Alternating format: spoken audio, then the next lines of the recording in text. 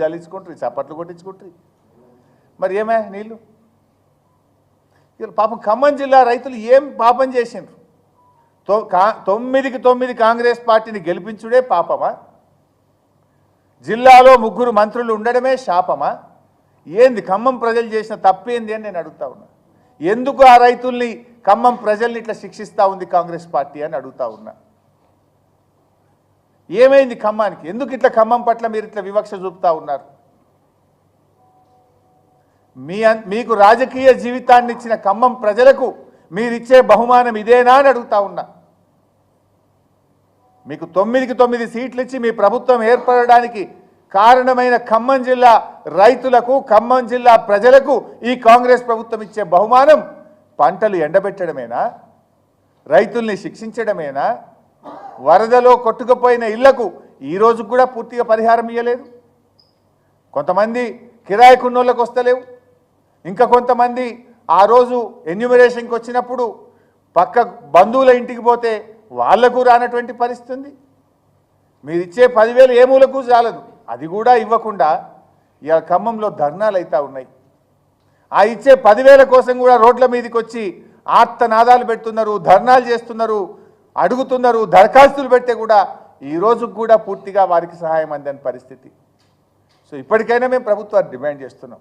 కూర్చోండి, ఒక మంత్రి గారు పోయి ఆడ కూర్చోండి, ఫ్లడ్ లైట్లు పెట్టి రాత్రింబవళ్ళు పని చేయించండి, యుద్ధ ప్రాతిపదికన చేయించి ఏమన్నా మిగిలిన పొలాలన్నా కాపాడు. ఇప్పుడు ఆల్మోస్ట్ 60,000 అయితే ప్రకృతి వైపరీత్యంతో పోయింది. మీ పుణ్యమాని ఇప్పుడు దాదాపు 1,00,000 ఎకరాలు ఎండైపోయినట్టుంది.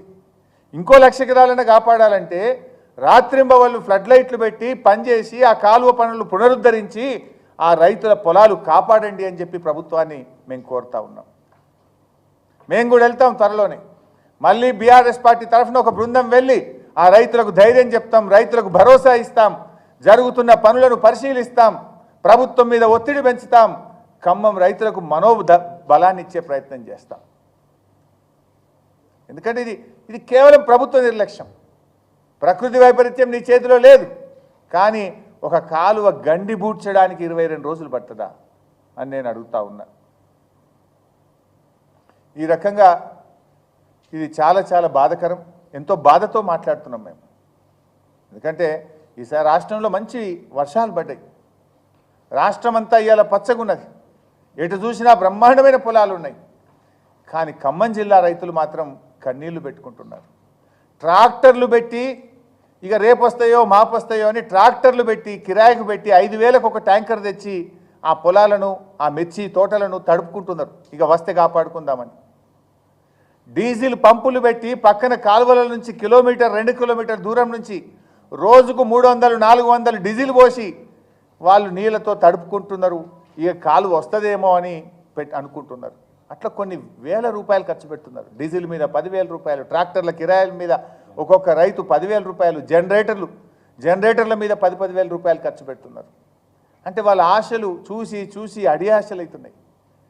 జనరల్గా ఏదైనా కాలువ గండి పెడితే 3 రోజులు 4 రోజులు చేస్తాం, 22 రోజులా? పాపం ఇక వస్తాయి అని చెప్పి వీళ్ళ మాటలు నమ్మి జనరేటర్లు, డీజిల్ పంపులు, ట్యాంకర్లు పెట్టి పోసుకుంటే కూడా పాపం కాపాడుకోలేని పరిస్థితి వచ్చింది. ఆ రైతుల్ని ఆదుకోండి. కొంతమంది అయితే అది ఆ పొలాలు పనికిరావు, ఇప్పుడు రాదు, ఆ చేయి దాటింది. వాళ్ళకి ఎన్యూమరేషన్ వెంటనే ప్రారంభించాలని చెప్పి ప్రభుత్వాన్ని డిమాండ్ చేస్తున్నాం. Thank you.